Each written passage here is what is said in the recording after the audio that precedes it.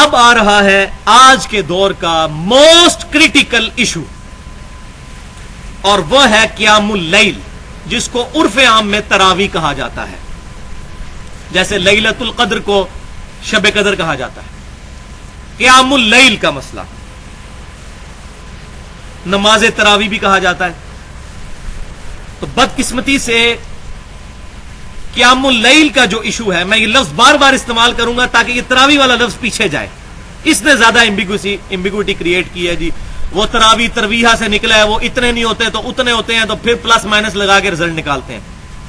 میں چیلنج کرتا ہوں دنیا کی کسی حدیث کی کتاب میں نبی صلی اللہ علیہ وسلم سے یا صحابہ اکرام علیہم رضوان سے تراویح کا لفظ ثابت کریں۔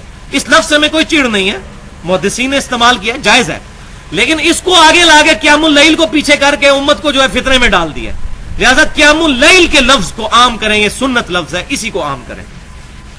تو اس میں اہل سنت کے درمیان بھی اختلاف پایا جاتا ہے، بریلوی دیوبندی ان کا ایک موقف ہے، اصحاب الحدیث کا دوسرا موقف ہے، اسی طریقے سے اہل تشیع کا بھی اختلاف پایا جاتا ہے، ان کا بھی موقف بالکل ڈیفرنٹ ہے۔ لہذا میں انشاءاللہ فرقہ واریت سے بالا تر ہو کر حق بات پہنچاؤں گا، چاہے اس میں کسی بھی مکتبہ فکر کو بات بری لگے۔ جو حق بات ہے وہ انشاءاللہ آج اس معاملے میں بھی نئے نئے انکشافات ہوں گے، جو میں نہیں کر رہا، پہلے کے ہی لکھے ہوئے کتابوں میں چھپاتے تھے مولوی، میں انشاءاللہ بیان کر دوں گا، آپ جا کے خود چیک کر لیں اور ان مولویوں سے پوچھیں کہ انہوں نے یہ باتیں کیوں چھپائی ہیں امت سے۔ تو الحمدللہ 12 صحیح الاسناد احادیث کی روشنی میں انشاءاللہ ہم اس کو کور کریں گے تراویح کے مسئلے کو۔ تو پہلی بات اصولی سمجھ لیں کہ احادیث کی ٹرم میں 3 چیزیں ایک ہی چیز کے نام ہیں: قیام اللیل، تہجد اور وتر، اور تراویح بھی جو بعد میں اصطلاح آئی وہ بھی اسی کو کہتے ہیں۔ یہ کوئی مختلف نمازیں نہیں ہیں، تمام محدثین اس پر متفق ہیں۔ یہی وجہ ہے کہ امام بخاری رحمۃ اللہ علیہ نے قیام رمضان میں جو چیپٹر باندھا ہے تراویح کا، قیام اللیل کا، اس میں جو احادیث لے کے آئے وہ تہجد کے چیپٹر میں بھی وہی احادیث لے کے آئے، یہی بتانے کے لیے کہ کوئی مختلف نمازیں نہیں ہیں، وہی وتر کی جگہ پہ بھی لے کے آئے۔ سورہ بنی اسرائیل کی آیت نمبر 79 میں اللہ تبارک و تعالیٰ نے نبی صلی اللہ علیہ وسلم پر تہجد کی نماز قیام اللیل کو فرض قرار دے دیا۔ بسم اللہ الرحمن الرحیم، وَمِنَ اللَّيْلِ فَتَہجد بِهِ، اور جب رات ہو تو تہجد اس کے ذریعے ادا کیجیے، قرآن کی تلاوت کریں، اس میں قرات فرمائیں۔ نافلۃ لک، اور یہ نفل خاص اے محبوب صلی اللہ علیہ وسلم آپ کے لیے ہے، پوری امت کے لیے فرض نہیں ہے۔ عَسَىٰ أَن يَبْعَثَكَ رَبُّكَ مَقَامًا مَحْمُودًا، قریب ہے کہ اللہ تعالیٰ آپ کو اس مقام محمود پر، مقام شفاعت پر فائز فرما دے، جہاں ہر شخص آپ کی تعریف بیان کر رہا ہو۔ آپ تہجد پر استقامت قیام اللیل پر اختیار کریں۔ تو آپ صلی اللہ علیہ وسلم پر یہ نماز فرض تھی پورا سال، امت کے لیے پورا سال سنت ہے۔ صحابہ اکرام پڑھتے تھے، تابعین، تبع تابعین اور اولیاء اللہ آج تک پڑھتے آئے ہیں، لیکن جو سست لوگ میرے جیسے ہیں ان کے لیے حکم دیا گیا ہے کم از کم رمضان میں ہی پڑھ لو۔ اب آپ کو یہ ساری گیم سمجھ آئی؟ قیام اللیل پورا سال ہی ہے، اسی کو تہجد، اسی کو وتر، اور رمضان میں اس کے لیے تراویح ڈسٹنگوش کرنے کے لیے محدثین میں اس طرح آ گئی۔ تو پورا چیپٹر ہے صحیح بخاری میں، 6 احادیث ہیں رمضان والے چیپٹر میں۔ اب یہ اسی چیپٹر سے میں حدیثیں بیان کر رہا ہوں، لہذا یہ جو پبلک کو دھوکہ دیتے ہیں نہیں نہیں نہیں یہ تو تہجد کی نماز الگ تھی، تراویح الگ تھی، قیام اللیل الگ تھا، تو یہ میں چیپٹر ہی وہ تراویح والا کھول رہا ہوں۔ صحیح بخاری میں 6 حدیثیں انٹرنیشنل نمبرنگ کے مطابق 2008 سے لے کے 2013 تک۔ پہلی حدیث صحیح بخاری اور مسلم کی متفق علیہ حدیث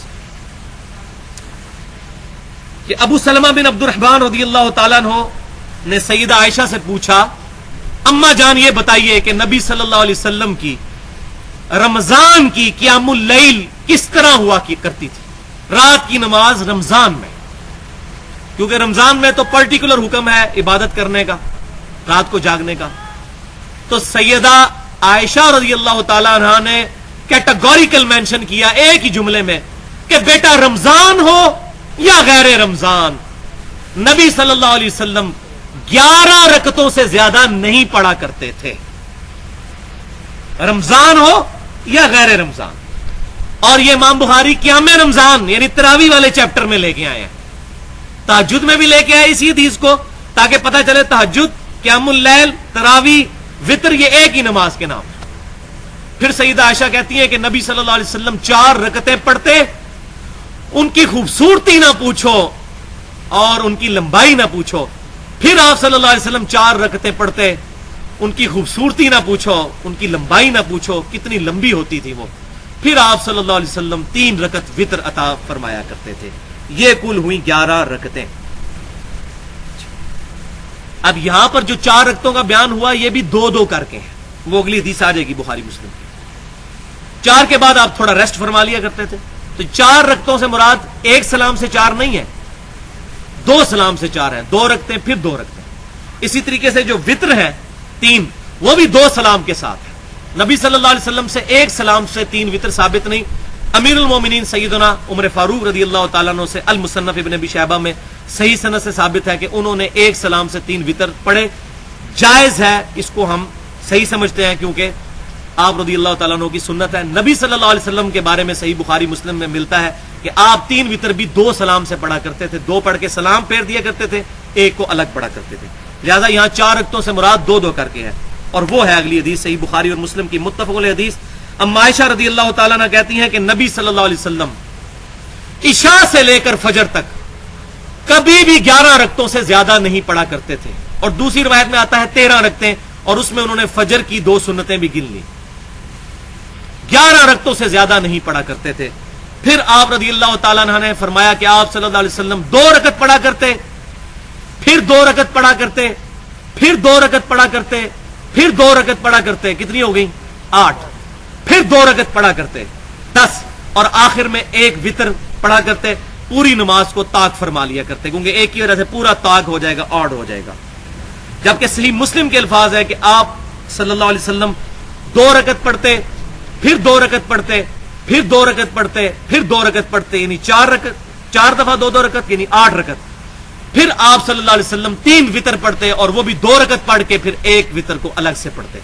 लिहाजा 11 रकतें पढ़नी है, 10 क़यामुल लैल के नफल और 1 वितर, या 8 क़यामुल लैल के नफल और फिर 3 वितर, 2 अलग करके और 1 अलग करके। ये दोनों सूरतों में 11 रकतें हो गई। अल्हम्दुलिल्लाह।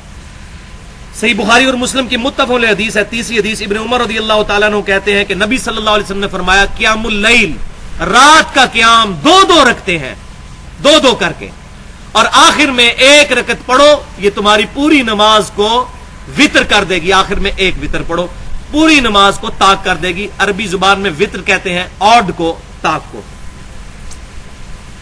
लिहाजा इससे भी ये बात साबित होगी, पूरी नमाज को वितर कर देगी, यानी वितर भी उसी नमाज का नाम है। तो 4 नाम हो गए, क़यामुल लैल, तहज्जुद और वित्र, और हमारे जो उर्फ़े आम में तरावी।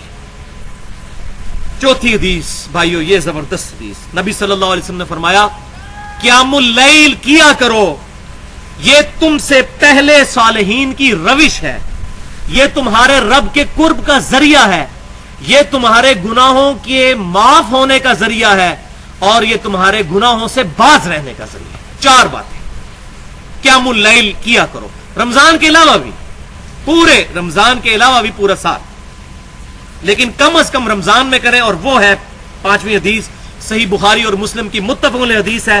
नबी सल्लल्लाहु अलैहि वसल्लम ने फरमाया जिस शख्स ने ईमान और एहतसाब के साथ, एहतसाब किसको कहेंगे? 3 चीजों का नाम, इखलास, सवाब और इस्लाह नफ्स।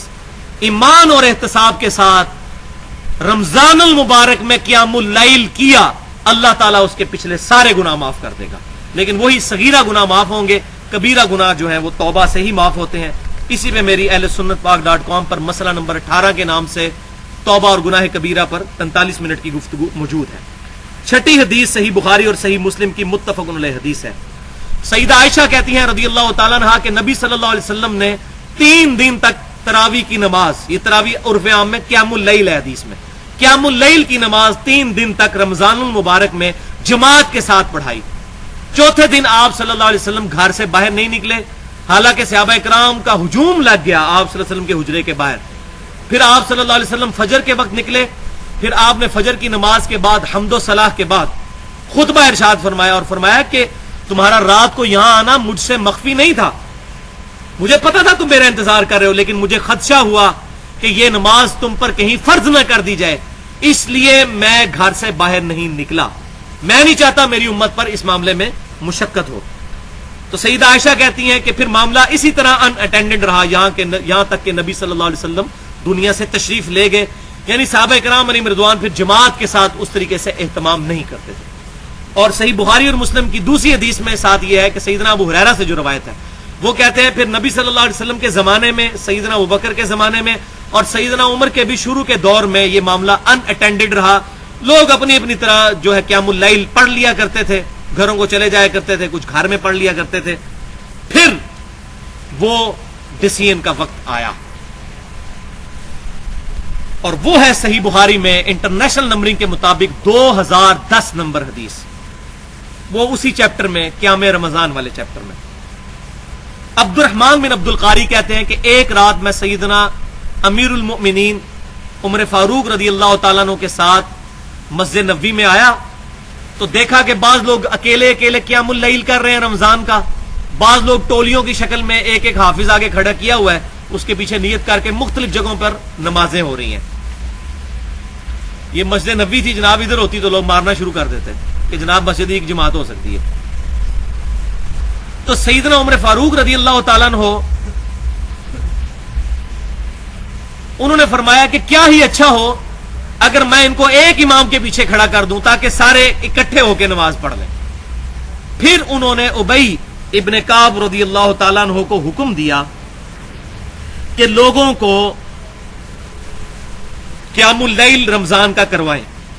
پھر وہی تابعی کہتے ہیں کہ کافی دنوں کے بعد آپ رضی اللہ تعالیٰ عنہ کے ساتھ میں دوبارہ آیا تو دیکھا کہ لوگ قیام اللیل کر رہے تھے اور ایک امام کے پیچھے۔ تو سیدنا عمر نے فرمایا نعم البدعۃ ھذہ، یہ کتنا اچھا کام ہے جو نیا میں نے شروع کیا۔ یہاں بدعت جو ہے وہ لغت کے معنوں میں ہے اور ایک مردہ سنت کو زندہ کرنے کے معنوں میں ہے، لہٰذا اگر کوئی شخص کسی مردہ سنت کو زندہ کرے اور کہے کہ یہ کتنی اچھی بدعت میں نے شروع کی تو یہ سیدنا عمر کی سنت ہے۔ سنت پر بدعت کا لفظ بولا جا سکتا ہے مردہ سنت کو زندہ کرنا۔ مثال کے طور پر میں نے پگڑی پہننا شروع کی، مجھے دیکھتے ہی دیکھتے کئی لوگوں نے پگڑی پہننا شروع کی تو میں کہہ سکتا ہوں نعم البدعۃ ھذہ، یہ کتنی اچھی بدعت ہے، نیا کام لغت کے معنوں میں۔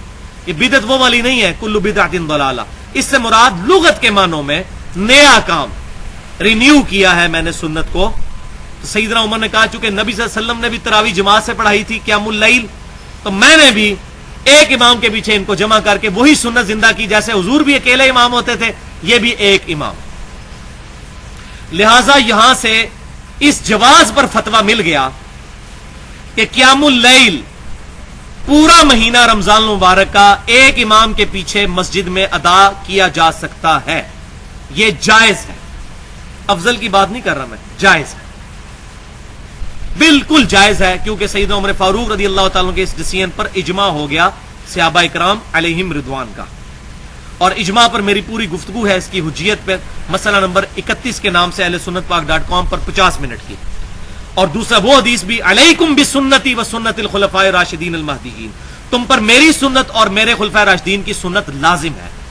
اس کے تحت بھی الحمدللہ سیدنا عمر کی اس جاری کردہ جو بات تھی اس پر اجماع ہو گیا الحمدللہ۔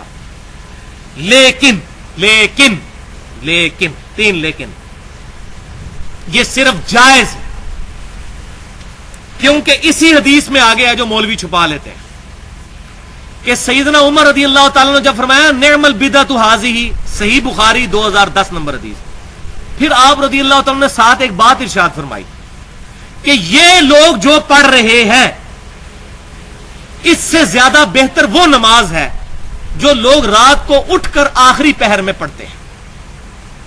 اور سیدنا عمر کا اپنا عمل بھی اس پہ تھا، آپ خود تو پیچھے نیت کیے نہیں ہوئے تھے، آپ تو وہاں وزٹ کرنے کے لیے آئے تھے، آپ نے خود تو وہاں نہیں نماز پیچھے پڑھی، اور اس تابعی کو کہا اس سے بہتر عمل یہ ہے کہ رات کے آخری پہر میں سو کے اٹھ کر نماز ادا کی جائے، وہ اس سے بہتر ہے جو کچھ یہ کر رہے ہیں۔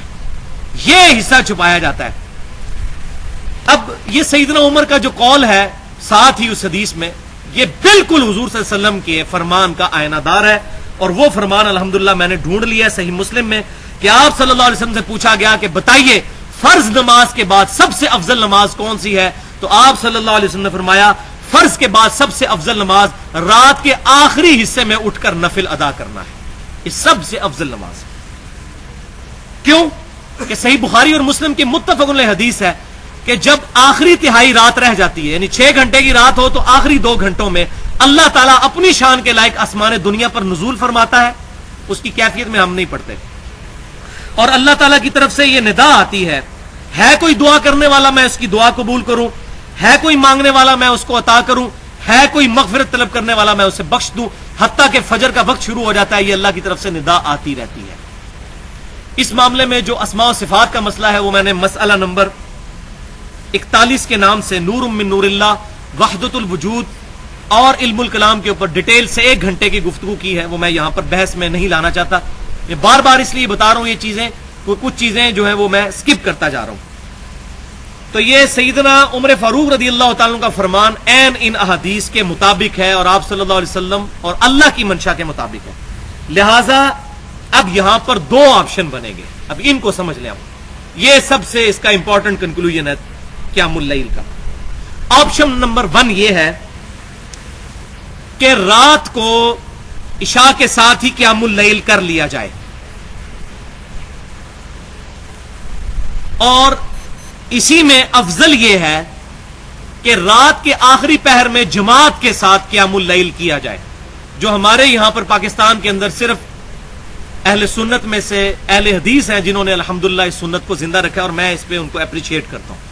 ہمارے بریلوی اور دیوبندی بھائیوں کو بھی یہ چاہیے کہ اس سنت کو زندہ کریں کہ رات کے آخری حصے میں قیام اللیل کا، تراویح کا، تہجد کا یا وتر، چاروں نام ایک پر بولے جاتے ہیں، اس کا اہتمام کریں رات کے آخری حصے میں. اور الحمدللہ یہ سنت بھی ہے. سنن نبی داؤد، جامعہ ترمذی، سنن نسائی اور سنن ابن ماجہ میں ہے کہ نبی صلی اللہ علیہ وسلم نے رمضان کے آخری عشرے میں ہمیں 3 دن قیام اللیل کروایا اور رات کے آخری حصے میں کروایا، یہاں تک کہ ہم نے سحری بھی بڑی مشکل سے کی، یعنی بالکل طلوع فجر کے قریب ہم فارغ ہوئے. تو آپ صلی اللہ علیہ وسلم کی بھی سنت ہے کہ جماعت کے ساتھ قیام اللیل کرنا رات کے آخری حصے میں. یہ تو ہو گیا آپشن نمبر 1. آپشن نمبر 2 جو ہے وہ ہے کڑوی گولی، اور وہ یہ ہے کہ کوئی شخص خود گھر میں قیام اللیل کا اہتمام کرے رات کے آخری حصے میں، جماعت کے ساتھ مسجد میں نہ پڑھے. اس میں 3 حدیثیں بہت امپورٹنٹ ہیں. پہلی حدیث صحیح بخاری اور مسلم کی متفق علیہ حدیث ہے زید بن ثابت رضی اللہ تعالیٰ عنہ سے، جو کاتب وحی ہے. وہ کہتے ہیں کہ یہ وہی روایت انہوں نے جب روایت کی نا کہ نبی صلی اللہ علیہ وسلم 3 دن تو صحابہ اکرام نے آپ کے پیچھے نماز پڑھی، آپ چوتھے دن باہر نہیں نکلے، بعد صحابہ کا جمگٹا ہو گیا. اس کے بعد زید بن ثابت کہتے ہیں کہ چوتھے دن نبی صلی اللہ علیہ وسلم غضبناک ہو کر نکلے باہر، غصے کی حالت میں،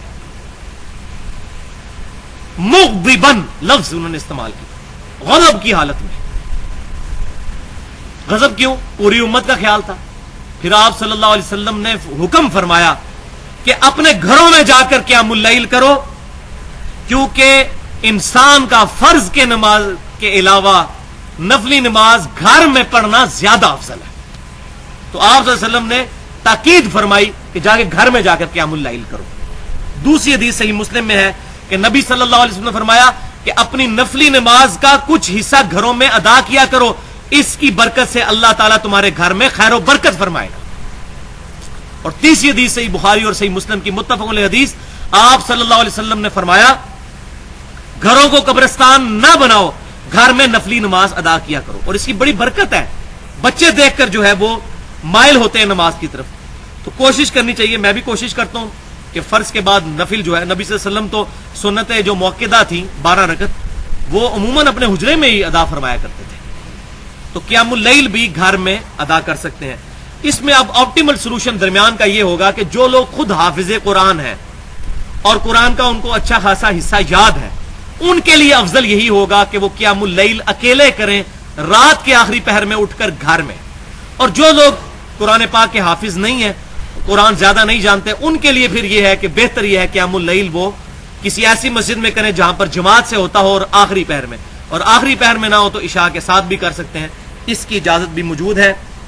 لہٰذا ہمارے جو اہل تشیع بھائی کے اندر یہ معاملہ آیا کہ وہ تراویح جماعت کے ساتھ مسجد میں ادا نہیں کرتے، گھروں میں وہ نوافل کا اہتمام کرتے ہیں قیام اللیل کا رمضان کی آخری راتوں میں، تو ان کا معاملہ بھی ہم اہل سنت کے ہاں بھی ان پر کوئی گرفت نہیں کی جا سکتی۔ یہی وجہ ہے الحمدللہ حرمین شریفین میں میری 3 دفعہ حاضری ہوئی، ایک دفعہ 2005 میں جب میری حاضری ہوئی، 2002 میں رمضان المبارک کا مہینہ تھا، تو قیام اللیل جب رمضان کا ہو رہا ہوتا ہے تو اس دوران بھی لوگ طواف کر رہے ہوتے ہیں، وہ طواف نہیں رکواتے کہ نفلی عبادت ہے، لوگ اپنی قیام اللیل بھی کر رہے ہوتے ہیں جماعت کے ساتھ امام کعبہ کے پیچھے، اور مطاف پورا خالی کیا ہوتا ہے انہوں نے تاکہ لوگ طواف بھی کریں، کوئی ان کو تان نہیں کرتا کہ آپ یہاں طواف کیوں کر رہے ہیں، جا کے تراویح پڑھیں۔ اور یہاں بدبختی ہمارے ملک میں یہ مشہور ہے کہ جس نے قیام اللیل نہ کیا وہ روزہ ہی نہیں رکھ سکتا صبح، یہ بھی جھوٹ ہے، یہ بھی لے لیں ان کے لیے پھکی کہ بخاری اور مسلم کی متفق علیہ حدیث ہے۔ وہ جو حدیث میں نے بیان کی تھی کہ حضرت ابو ہریرہ رضی اللہ تعالیٰ عنہ کہتے ہیں کہ نبی صلی اللہ علیہ وسلم کے مبارک زمانے میں اسی طرح ان اٹینڈنٹ معاملہ رہا، پھر سیدنا ابوبکر کے زمانے میں بھی لوگ اپنی اپنی پڑھتے تھے قیام اللیل، پھر سیدنا عمر کے شروع کے دور میں بھی، اور پھر بعد میں سیدنا عمر نے یہ معاملہ شروع کیا۔ اس میں الفاظ ہیں کہ نبی صلی اللہ علیہ وسلم ہمیں صرف رمضان میں قیام اللیل کی ترغیب دلایا کرتے تھے، حکم نہیں فرماتے تھے اور نہ تاکید کرتے تھے۔ یہ کوئی فرض نہیں ہے نہ کوئی واجب ہے، کوئی نہ بھی پڑھے گناہگار نہیں ہوگا، لیکن یہ کہنا جی جنہیں تراویح نہیں پڑھی اور روزہ ہی نہیں رکھ سکتا، یہ جھوٹ ہے۔ یہ تو میرا خیال ہے مولویوں نے چندہ اکٹھا کرنے کے لیے شاید یہ بات مشہور کی ہے کہ مسجد میں آئیں گے تو تب چندہ دیں گے یہ۔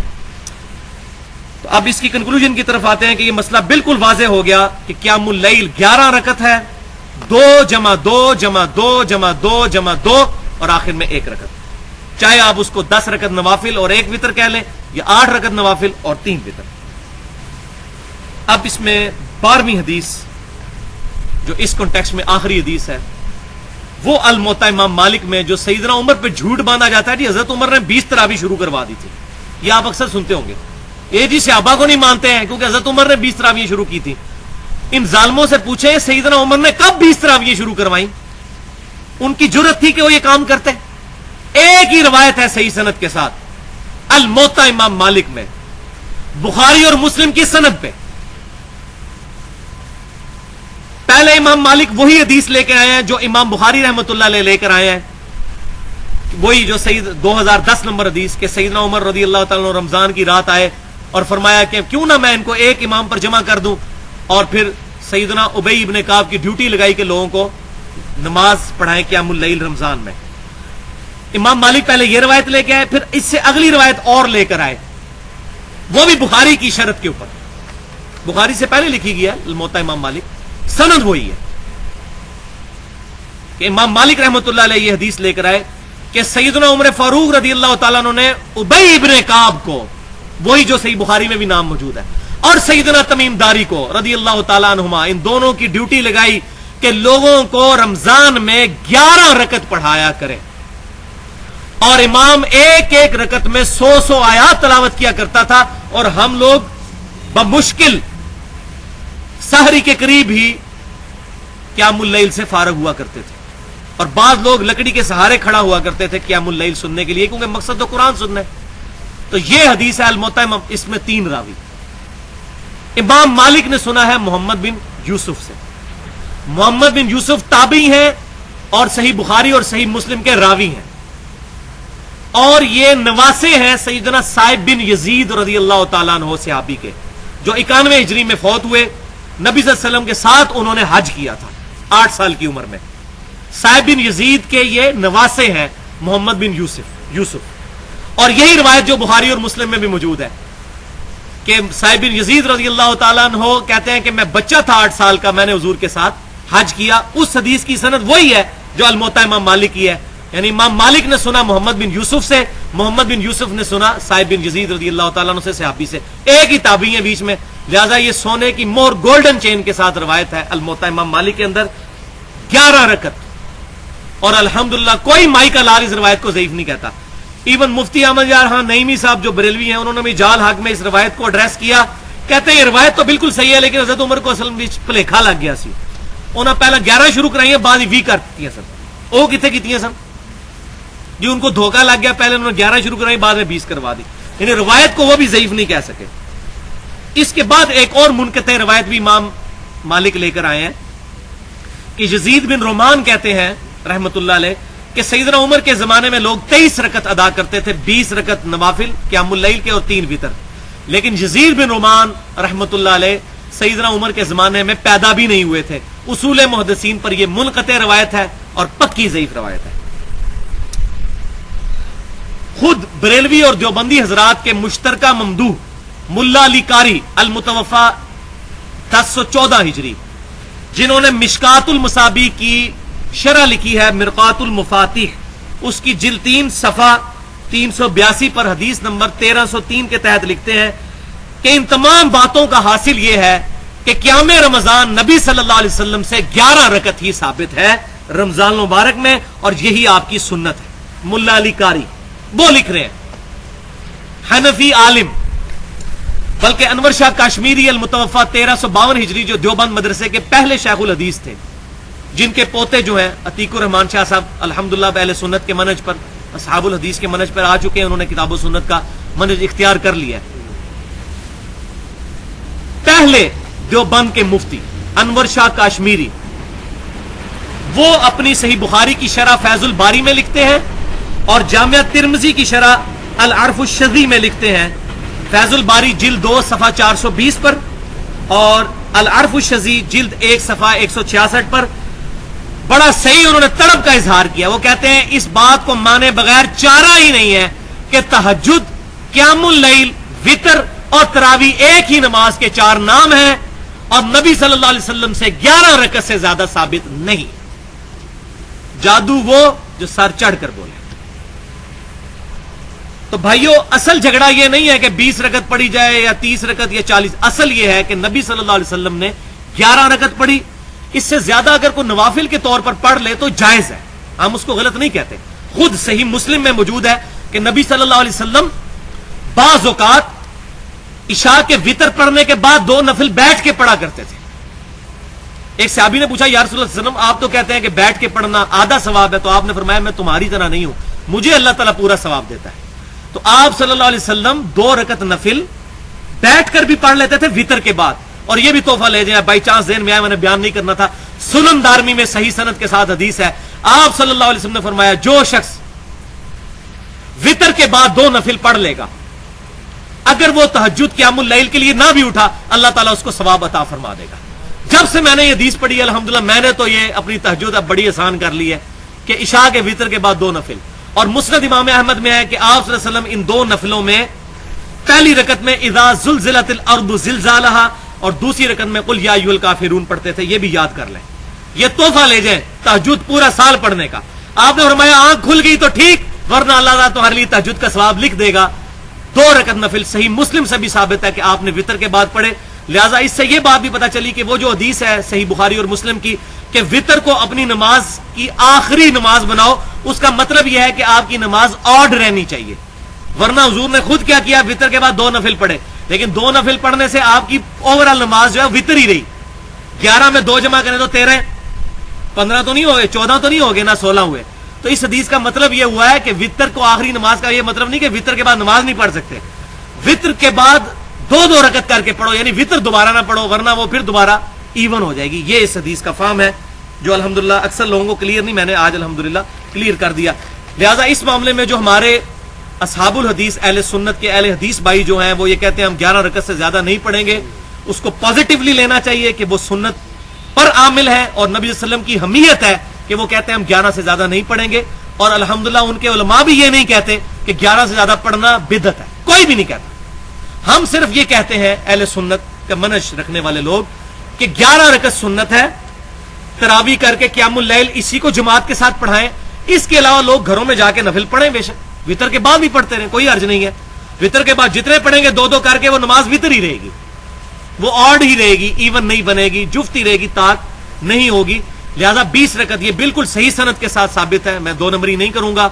अल मुसन्नफ इब्न अबी शैबा में और सुनन अल कुबरा बहीकी में कि कई ताबईन 20 रकत नवाफिल भी अदा किया करते थे, लेकिन अपने अपने, जमात के साथ नहीं।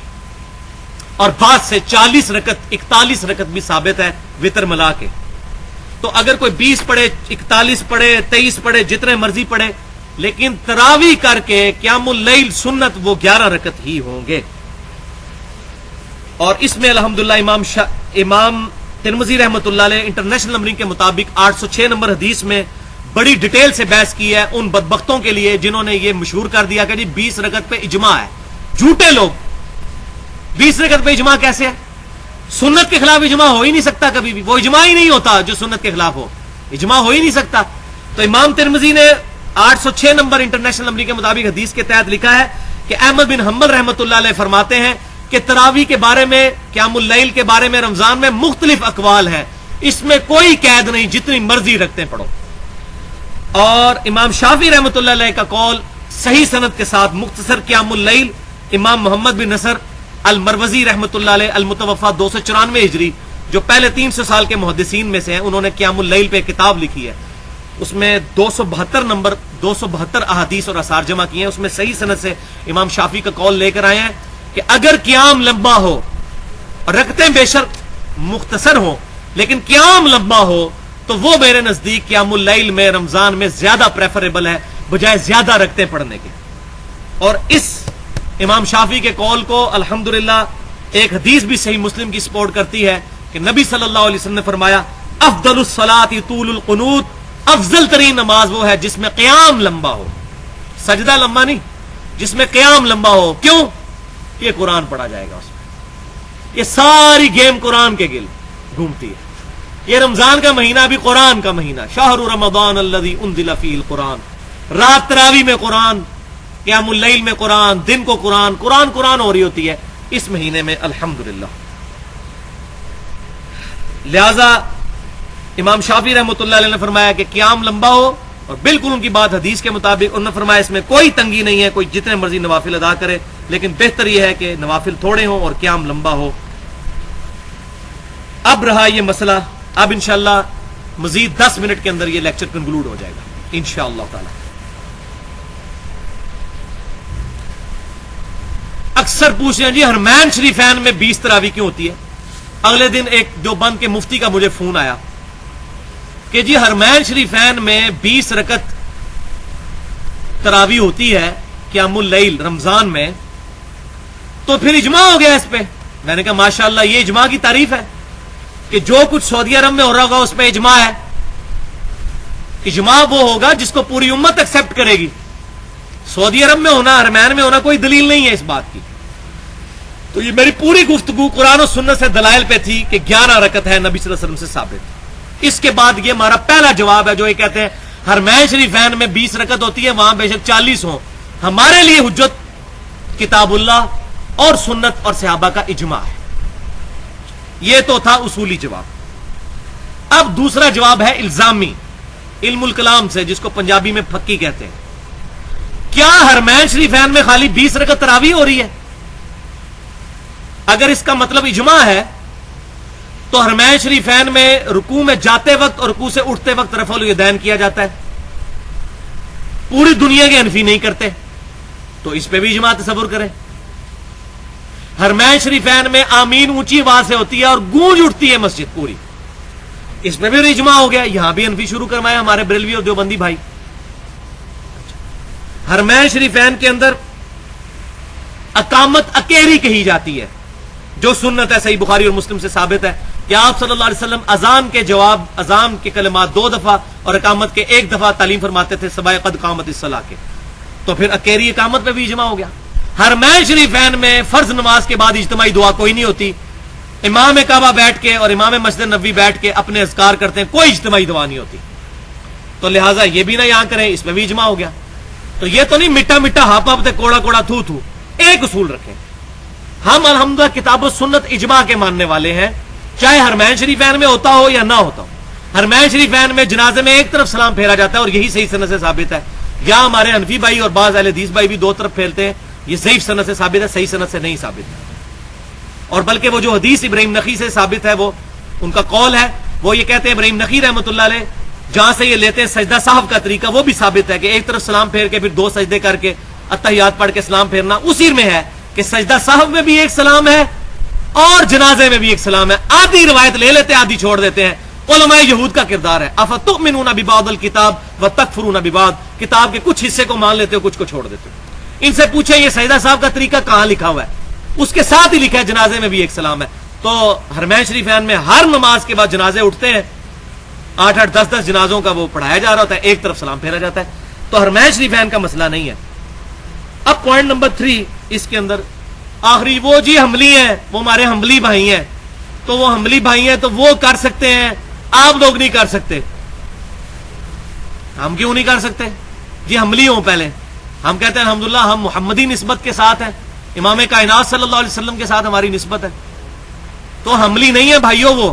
یہ بھی بہت بڑا جھوٹ یہاں دھوکہ دیا ہوا ہے, کیونکہ میں الحمدللہ 3 دفعہ حاضر ہوا ہوں. وہاں حاجیوں کو جو مفت قرآن پاک دیتے ہیں ترجمے والا, اسی کلر میں ہوتا ہے, تھوڑا موٹا. اور پاکستان کے ایک اہل حدیث عالم ہے صلاح الدین یوسف صاحب حفظہ اللہ, ان کا لکھا ہوا ہے وہ, لیکن پروف ریڈنگ انہوں نے کر کے اس میں سے کافی چیزیں نکالی ہوئی ہیں, لیکن جو چیزیں اب بھی موجود ہیں وہ میں ایک بات کرنے لگا ہوں. سورۃ النساء کی آیت نمبر 59, فَإِن تَنَازَعْتُمْ فِي شَيْءٍ فَرُدُّوهُ إِلَى اللَّهِ وَالرَّسُولِ إِن كُنتُمْ تُؤْمِنُونَ بِاللَّهِ وَالْيَوْمِ الْآخِرِ اطیعوا اللہ واطیعوا الرسول وَأُولِي الْأَمْرِ مِنْكُمْ. یہاں سے آیت شروع ہوتی, اطاعت کرو اللہ کی, اس کے رسول کی, اور اپنے حکمران کی. فَإِن تَنَازَعْتُمْ فِي شَيْءٍ فَرُدُّوهُ إِلَى اللَّهِ وَالرَّسُولِ, اگر تمہارا حکمران سے جھگڑا ہو جائے تو اپنے فیصلے کے لیے اللہ اور اس کے رسول کی طرف رجوع کرو. آج یعنی کتاب و سنت کی طرف رجوع کرو. اگر تم اللہ پر اور آخرت پر ایمان رکھتے ہو تو فیصلہ اللہ رسول سے کرواؤ صلی اللہ علیہ وسلم. اس پہ ہی میری پوری گفتگو ہے 25 منٹ کی. مسئلہ تقلید اور پہلے 300 سال کے مسلمان اہل سنت پاک .com پر تقلید پہ موٹی موٹی کتابیں ایک طرح ہیں اور وہ 25 منٹ کی گفتگو ایک طرف, کہ نہ ہم مقلد ہیں نہ غیر مقلد ہیں, ہم متبع سنت ہیں. قل ان کنتم تحبون اللہ فاتبعونی یحببکم اللہ. تو اس آیت کی شرح میں سعودی عرب سے جو قرآن چھپ رہا ہے, جو حاجیوں کو مفت دیتے ہیں, اس میں انہوں نے اس کی شرح میں لکھا ہوا ہے کہ جو آج کے لوگ ہیں انہوں نے اللہ اور اس کے رسول کے ساتھ تیسرے ایک اپنے امام کی تقلید کو, اس کی اطاعت کو بھی واجب قرار دے دیا ہے, جس کے واجب ہونے کا کوئی ثبوت کتاب و سنت میں موجود نہیں, بلکہ اس اماموں کی تقلید نے اور اس اندھی پیروی نے امت میں وہ رکھنا ڈال دیا ہے کہ امت کے اتفاق ہونے کا اب سوال ہی پیدا نہیں ہوتا, صرف اس تیسری اطاعت کو واجب قرار دینے کی وجہ سے. انہوں نے تو اس کو حرام لکھا ہے. تو اگر وہ عملی ہوتے تو یہ کہتے کہ اماموں کی تقلید یا اطاعت کرنا یہ حرام ہے, خود اپنے اوپر حرام کا فتویٰ لگا رہے ہوتے. وہ الحمدللہ متبع سنت ہے الحمدللہ. تو یہ بھائیو ایک تاریخی مسئلہ ہے, اس کو بھی سمجھ لیں. 1925 کے اندر جب عرب ریولوشن کی وجہ سے حادثاتی طور پہ, وہ ریولوشن جس طرح بھی آئی تھی اس سے قطع نظر, حادثاتی طور پر کتاب و سنت کے منہج والے علماء کی حکومت آ گئی حرمین شریفین میں. وہاں پر انہوں نے پہلے سال 11 رکعت سنت کے مطابق شروع کروائے, لیکن ظاہر ہے کہ 700-800 سال تک وہاں پہ صوفیوں کی حکومت رہی تھی, حنفیوں کی, سلطنت عثمانیہ کی, جنہوں نے وہاں وہ مزار بھی بنائے تھے, جس میں میری پوری گفتگو بھی موجود ہے. ولادت مصطفیٰ صلی اللہ علیہ وسلم کے نام سے 2 گھنٹے پہ نبی صلی اللہ علیہ وسلم کی انہوں نے مخالفت کی, وہ مزار بھی انہوں نے توڑے علماء عرب نے. تو پہلے سال انہوں نے 11 رکعت پڑھائی, لیکن جھگڑا شروع ہو گیا کیونکہ انہوں نے 4 مصلے ڈالے ہوئے تھے, حنفی, شافعی, مالکی, حنبلی. آج بھی جو آپ کو ویڈیو ملتی ہے حرمین شریفین کی تعمیر کی, اس میں بھی وہ مصلے موجود ہیں. 1955 میں توڑے ہیں انہوں نے, اٹھا پہلے ہی لیے تھے. حنفی مسئلہ جو مصلہ, یہ مطلب خانہ کعبہ شریف پاکستان کی طرف سے دیکھیں ایسے, یہاں پر حنفی تھا, یہاں پر شافعی, یہاں پر جو ہے وہ مالکی, اور یہاں پر حنبلی. یہ 4 مصلے تھے, اور مقام ابراہیم پہ کوئی مصلہ نہیں تھا جو قرآن میں حکم ہے, وَاتَّخِذُوا مِن مَّقَامِ إِبْرَاهِيمَ مُصَلًّى. تو جیسے ہی حکم آئی, حکومت آئی علماء عرب کے بعد, انہوں نے کہا 4 مصلے اٹھاؤ ان کے, اور مقام ابراہیم پہ امام کعبہ کو انہوں نے کھڑا کیا سنت کے مطابق. اب 4 مصلے اٹھائے, 11 رکعت ہوئی, تو یہ تو چونکہ پڑھتے تھے 20 رکعت, انہوں نے اپنے امام آگے کھڑے کر کے پھر تراویح شروع کروا دی مزید آگے. تو پھر علماء عرب نے, حکومت نے مشورہ کیا کہ یہ ہم نے مصلے اٹھائے تھے, پھر انہوں نے مصلے ڈال دیے ادھر اپنی تراویح لادہ سے. تو انہوں نے کہا چلو اس طرح کرتے ہیں, 2 امام مقرر کر دیتے ہیں, کیونکہ 10 رکعت اور 7 وتر سنت ہے. تو ایک امام 10 رکعت پڑھا کے چلا جائے, دوسرا امام آ کر 10 رکعت پڑھائے, تاکہ یہاں پر وہ سنت سے ایکسیڈ بھی نہ کریں اور جو لوگ جن کو لادہ امامت کا شوق ہے مسلح سے مان لے گا ان کے لیے بھی ایک تدارک ہو جائے. یہ انہوں نے حکمت عملی اڈاپٹ کی, یہ ان کی اپنی حکمت عملی تھی, میرے نزدیک یہ بھی ٹھیک نہیں ہے, ان کو سنت قائم کرنی چاہیے تھی.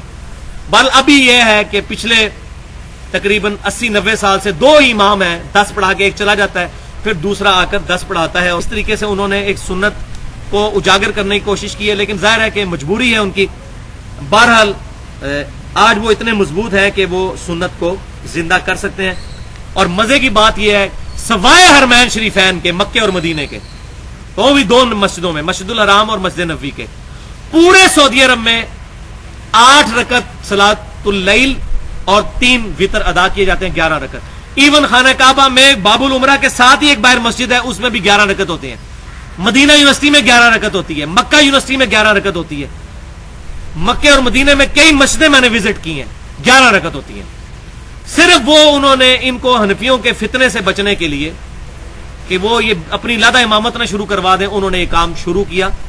میرا کوئی ایک عام حنفی کے ساتھ محبت ہے نہ, میں ان کو اہل سنت سے خارج کرتا ہوں, بس تعویل کی غلطی لگی ہے, ان کا جو ہے وہ اصلاح ان کی کرنی چاہیے پیار و محبت کے ساتھ. کوئی فتویٰ نہیں ان پر لگاتا, لیکن ان کو یہ بات حق پہنچانی چاہیے. ان کو اکوموڈیٹ کرنے کے لیے انہوں نے یہ سارا معاملہ شروع کیا, ادروائز انہوں نے یہ شروع نہیں کرنا تھا.